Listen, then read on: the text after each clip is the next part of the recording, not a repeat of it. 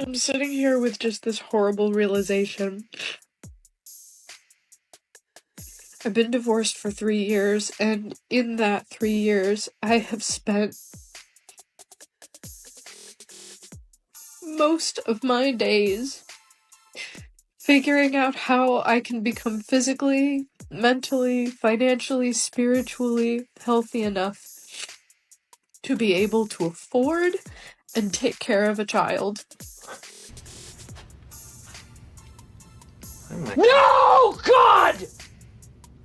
No, God, please, no! No! No! No! Yeah, I don't think that's going to work out for you. Why are all these women so broke all the time? They're always online, either begging for money or crying because they don't have money. It's kind of a sad situation, but you know what? All I can say is I hope the very best for her. We will be checking back in with her later on in the show. What's everyone doing? How's everyone going? What's everyone doing? Welcome back to my channel. I have a few clips we have lined up here. I do have a quick retraction to make. As you all know, the other day I got super sick, but I was still editing and recording video. I was reading through some of the comments, and it made me realize that I did accidentally do some editing mistakes. Please excuse those. I won't be deleting the videos or trying to edit them through the YouTube editor, which is trash, honestly.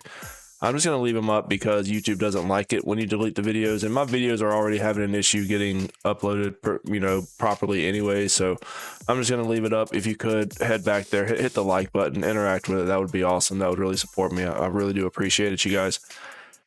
But you know what? I'm going to quit rambling and let's go ahead and get into it. Sassy male apocalypse is really funny until we need to find husbands.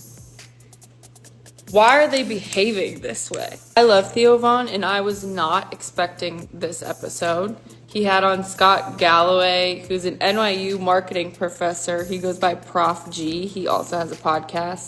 Prof G talked about the war on young people, basically young people doing really bad, and dropped some really crazy stats about the state of young men.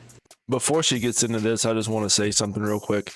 You have to understand that we have an entire generation that is completely hooked onto their phones, hooked onto internet. It is completely intertwined with everything they do. It is just the state of the world right now. Now there's always the one-offs, the very few, the minority of people who aren't really on their phones or on the internet a whole lot. That's absolutely true. However, a large majority of them are. So you have to understand that it is a totally different type of situation. You know, it's hard for people my age, which I'm in my 30s. It's hard for me to understand and, having internet when I was 2 or 1, because I didn't, nobody did. Nobody had access to the internet like they did now back in the 90s.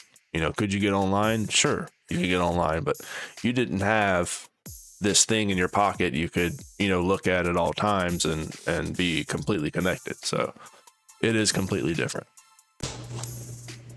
Only 1 in 3 men under the age of 30 are in a relationship, whereas 2 in 3 women are in a relationship. How is this possible? Women are dating older. They want more economically and emotionally viable men. Remember that. We don't have a homelessness problem. This is absolutely true.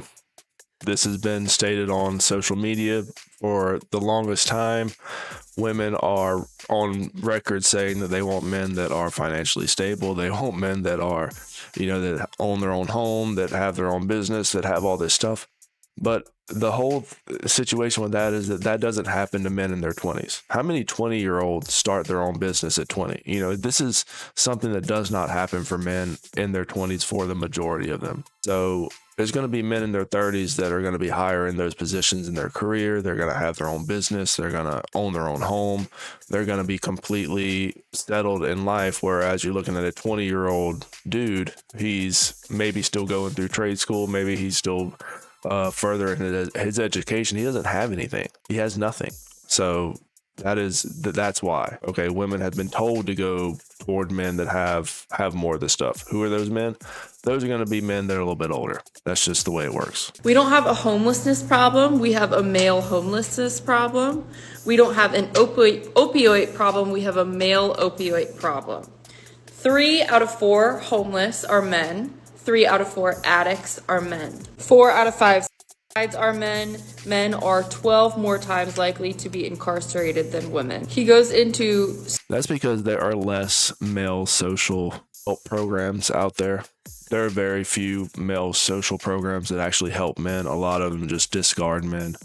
It is just the state of everything and how everything's going, since forever. That's just how it is. For every 100, women's shelters and stuff like that, there's one men's shelter. Usually, if you look at homeless shelters, it's usually mixed men and women, but a lot of times the men will get turned away. It's just the way it is. And you can look at the hotlines, the mental health hotlines. Those are usually women that are calling them. Men feel like they can't reach out. A lot of times they're just dealing with their own thing. They're doing their own thing. They're alone. They have to do everything alone. I've been told by friends that have reached out, and it's just, there's even men that have said they've tried to reach out and get help for certain things and just have been turned away. So obviously that's going to be a bigger issue than an entire part of the population that are constantly getting financed and constantly getting help by these groups, by these social programs. He goes into social media and online dating, how particularly horrible it is for all of us, as we all know and experience. But in fact, it is particularly bad for men. If you have 50 men on Tinder and 50 women on Tinder, 46 of the women will give all of their attention to 4 men. On Tinder, a man of average attractiveness has to swipe 200 times to get 1 swipe back for coffee. And if the coffee date happens, 4 out of 5 of those said coffees will ghost him. The men who I actually think that percentage is a lot higher. I actually think it is way higher than what she's talking about. That is nowhere near what a lot of men have to go through. But, from what I've seen, and from the videos that you've seen on my channel as well, I'm talking about there, I wouldn't be surprised if he's swiping through 1,000 women to get ghosted once. Like, might get a hi text and then he's like, hey, and then she ghosts him because she got the ick. These are the interactions these men have on dating, which is no interactions at all. You might as well just not even be looking at the damn app. You're not going to get a reply. You're going to be swiping for what? For a chick to ghost you after one message. It's just, that's the common interaction with average, like the large majority of average men. And it's on a scale, it's on a scale. You can have a guy that is, maybe he's attractive, but he's only 5'11". So yeah, he'll get a few texts back with it, but it's on a scale, you guys. It's not like one is more than the other. These women are going for the top 10% of these men. And I've seen videos where the men are just swiping on all of them. I'm guessing swiping yes, just boom, boom, boom, swiping yes on all of them because the odds are against them. Are rejected at that rate, indulge in more misogynistic content online and pornography. He then talked about the previous election and this craving of masculinity and culture. He spoke about the way Trump aligned himself with Theo Von, Joe Rogan, Elon Musk, crypto, UFC. Basically, young people are fucked.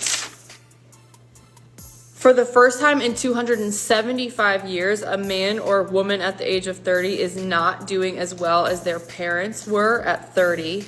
This is particular. And that is also, you can look at that as a male-female type of thing, but that is just the economy right now.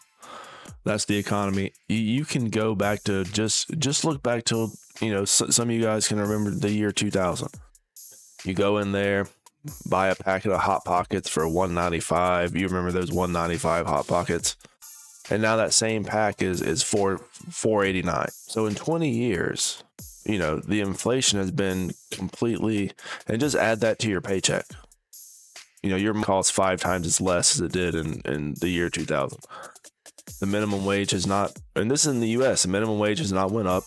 It's a struggle. Everything else has gone up, but not the minimum wage. So, yes, a lot of people are going to be struggling because a lot of people make minimum wage. They might make a little bit above.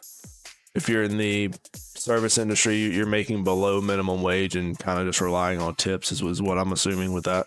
So like, yeah, these demographics are definitely low. Oh, and to add the little cherry on top, men can't spread eagle on websites and get paid that way. So a lot of men aren't doing that, or can't do that, or won't do that. You know, they're taking the jobs they can get, they apply for. A lot of them are even going to college and having a hard time getting, you know, you go to college, you get the degree, but then the job you want, the perfect job, you need 5 years experience. Particularly for young men.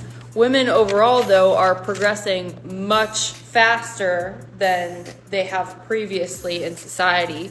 Men are falling short of that. And if your instinct reaction is to say, well, they had the head start and the system was built by them, that the head start doesn't matter, and this has been proven many times. The head start doesn't matter whenever there are specific routes and programs for people that are not straight males to go to get certain benefits that are not allotted to them. So the head start really doesn't matter when there are other avenues that other people can go. And a lot of men are realizing this, not just straight men, just men in general. They're realizing that these women dominated areas of career and stuff are not for them. They would rather hit the trades, or they would do something completely different than involve themselves in the drama that is working with a bunch of women. Okay, I've been there. It's a headache. It's hell. It's definitely a certain type of hell that I wouldn't wish on anyone. That is true. Except when I begin to think about my brothers or my future sons. And the reality, the current situation is men are not doing well. And who wants economically and emotionally viable men the most? Women. But also, men aren't really caring what women want anymore. That's the main part women are not understanding, is men just do not care what they want. They are going to be doing what they want from now on. And a lot of times what men want isn't a whole lot of money. They want the simple things, okay? You give a man a job, you give him an apartment, you show him an eBay listing for a $69 Dreamcast, get him a little TV set up in there, he's good. Get him a pizza, couple brewskis, he's good. A woman needs all this other stuff, okay? That women cannot understand that a man can just be living a simple life. A lot of men just want peace, and you cannot place a price on peace. This is not something that a lot of men are going to be bargaining with. They're going to prefer the peace over the high paying job, but then he has to be completely surrounded and interacting with these insufferable women all day. It's just not worth it. Okay, let's get back to I don't know her name. Get back to this individual here, and let's finish this one. Let's see where this one's going to take us. I'm sitting here with just this horrible realization.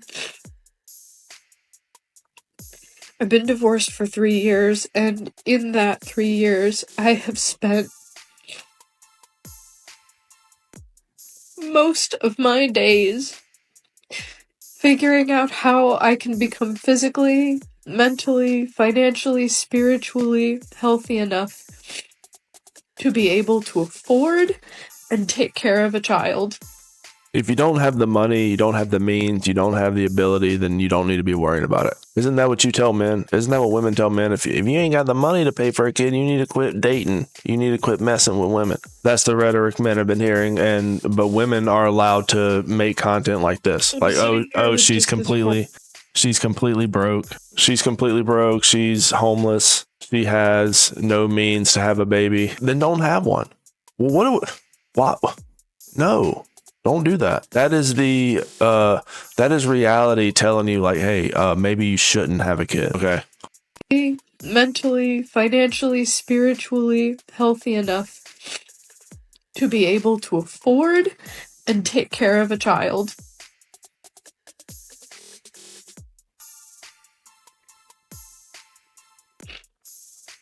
And not only have I taken that time, but I've done the math, and it does not work out. I am not young enough. or fertile enough, or financially stable enough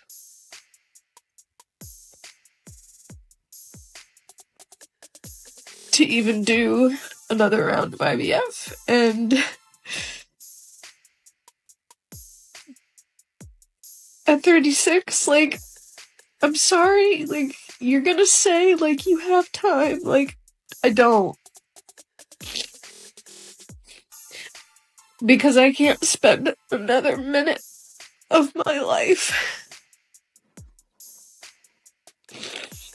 trying to make something work when I'm just fighting upstream. I don't have a support system. I don't have the money. I don't have the resources or the community. And it just kills me. It kills me that I had embryos with my ex-husband.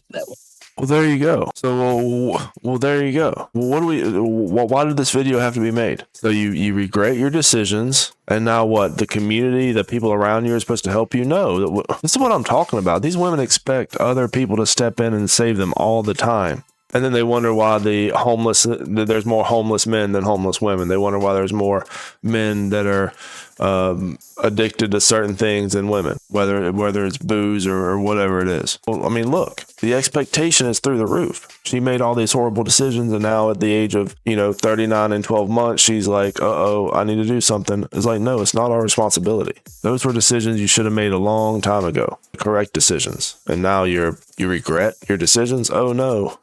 Welcome to life. Were viable, and they're just gone now. And my future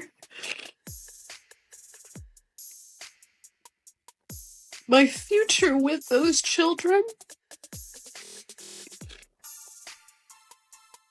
and my life as a mother is just, it's gone. And it's not just that it's gone, it's the fact that it was decided for me by so many other people and factors. And that's what kills me. Because it was not my choice. And I'm angry. I'm heartbroken. Now we don't need men at all! Yes. Yeah, it's never their choice. You ever realize that? It's never their decision to do all these horrible things that have happened to them, but it's their body. I thought it was their body. Definitely their choice, because it's their body. Men do not have a say in these sorts of things. I'm pretty sure her husband didn't force her to do something like that. So she listened to her colleagues, her friends. She's upset about it.